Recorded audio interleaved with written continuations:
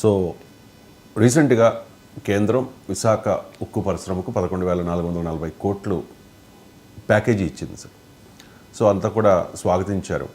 కానీ ఆ రోజు డిస్కషన్లో మీరు చెప్పారు దానికి ఉన్న సొల్యూషన్, ఒకటి క్యాప్టివ్ మైన్స్ ఇవ్వాలి, 2 శైలిలో విలీనం చేయాలి అని చెప్పి. అలాంటప్పుడు ఖచ్చితంగా విశాఖ ఉక్కు పరిశ్రమకు ఊపిరి అందినట్టే అని చెప్పి. కానీ శ్రీనివాస్ వర్మ ఒక కామెంట్ చేశారు సార్, విశాఖ ఉక్కు ప్రైవేటీకరణ జరగదు అని చెబుతూనే సెయిల్ ఏనాడు కూడా విశాఖ ఉక్కు పరిశ్రమను తనలో విలీనం చేసుకోవడానికి, శైలిలో విలీనం చేసుకోవడానికి ఒప్పుకోలేదు అని చెప్పేసి ఆయన అన్న మాట చెప్తాను నేను. విశాఖ ఉక్కును విలీనం చేసుకోవడానికి సెయిల్ అంగీకరించింది అనేది అవాస్తవం. విలీనం విషయంలో వారు ఏనాడు ఒప్పుకోలేదు. పెద్ద ఎత్తున నష్టాల్లో ఉన్న కంపెనీని విలీనం చేసుకోలేమని స్పష్టం చేసింది అని చెప్పేసి సెయిల్ ఇటువంటి కామెంట్ చేసింది. చెప్పారు సేల్ ఎవరైనా సేల్ ఎండి ఎక్కడ స్టేట్మెంట్ ఇచ్చాడా? స్టేట్మెంట్ అఫీషియల్గా నేను చైర్మన్ ఎక్కడ స్టేట్మెంట్ ఇచ్చాడా? ఒకటి సేల్ ఎవరు? అదే ప్రైవేట్ రంగ సంస్థనా? ప్రభుత్వ రంగ సంస్థ. మరి ప్రభుత్వం ఆదేశాల మేరకు యాక్సెప్ట్ చేస్తే తప్ప సేల్ ఇండిపెండెంట్గా డిసిషన్ తీసుకుంటారా? ఒకవేళ steel authority of India limited board కనుక డిసిషన్ తీసుకుంటే can government of India not over rule it? భారత ప్రభుత్వానికి అధికారం ఉండదా? సో మరి భారత ప్రభుత్వ రంగ సంస్థ కదా.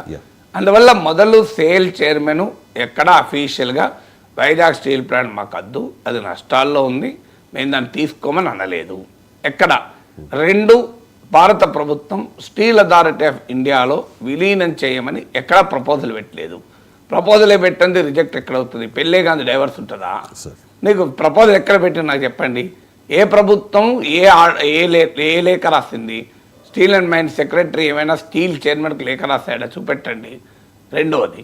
3వది, ఆంధ్రప్రదేశ్ ప్రభుత్వమైన సేల్లో స్టీల్ ప్లాంట్ విలీనం చేయమని అడిగినట్టు ఒక లేఖ చూపెట్టండి. చంద్రబాబు నాయుడు సంతకంతో ఒక లేఖ చూపెట్టండి నాకు.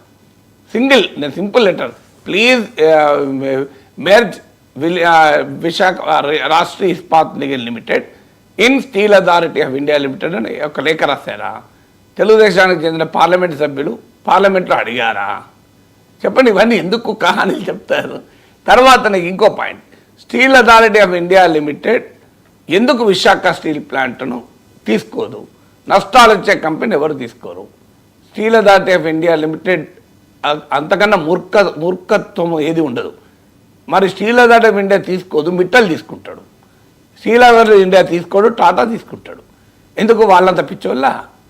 అంటే ప్రభుత్వ రంగ సంస్థకు కన్నా కూడా ప్రైవేట్ వాడు ఎంత ఆలోచిస్తాడు? వాండబుల్ కదా. అంటే మిట్టళ్ళు టాటాలోమో విలీనం చేసుకోవడానికి రెడీ. ఇప్పుడు కనుక ప్రభుత్వం కనుక రెడీ అంటే వాళ్ళు ఎగిరిగంతేస్తారు. మరి వాళ్ళు ఎందుకు తీసుకుంటారు? గవర్నమెంట్ కంపెనీ ఎందుకు తీసుకోదండి? అంటే ప్రైవేట్ కంపెనీలకు లాస్ ఇచ్చినా మంచిదేనా? 20,000 కోట్లు కామన్ సెన్స్ చెప్తుంది కదా. ఎంత ఉన్నది విశాఖ స్టీల్ ప్లాంట్ లాస్? 22,000 కోట్లు ఉంది. 22,000 crores ఇంక్లూడింగ్ పిఎఫ్లు 600 కోట్లు, కార్మికుల పిఎఫ్లు 400 కోట్లు, మీకు ఈ డ్యూస్ ఉన్నాయి, సాలరీ డ్యూస్, అలాగే 6,000 కోట్ల రూపాయలు ఏమో రా మెటీరియల్ డ్యూస్ ఉన్నాయి. అన్నీ కలిపిన బ్యాంక్ అప్పులు 12,000 కోట్లే ఉన్నట్టు, మొత్తం కలిపిన 22,000 కోట్లు అండి అన్నీ. ఇది విశాఖ స్టీల్ ప్లాంట్కు ఉన్న ఆస్తుల విలువ ఎంత? 2 లక్షల కోట్లు. 2 లక్షల కోట్ల ఆస్తులు తీసుకొని 22,000 కోట్ల అప్పులు కట్టమంటే ఎవడన్నా కట్టడానికి చెప్పండి. శ్రీనివాసరావు గారు చాలా నాలెడ్జబుల్ పర్సన్, హైలీ ఎడ్యుకేటెడ్. ఆయన సాఫ్ట్వేర్ రంగంలో పెద్ద పని చేసి ఇక్కడికి వచ్చాడు. So I have great regard for him. So he's ready for a debate. Any TV ఛానల్లో he's ready for a debate with due regard and respect. ఎందుకంటే ఆయన నా గుర్తు ఆయన మెడికల్ సాఫ్ట్వేర్ ఏదో డెవలప్ చేశాడు. మా ఇంట్లో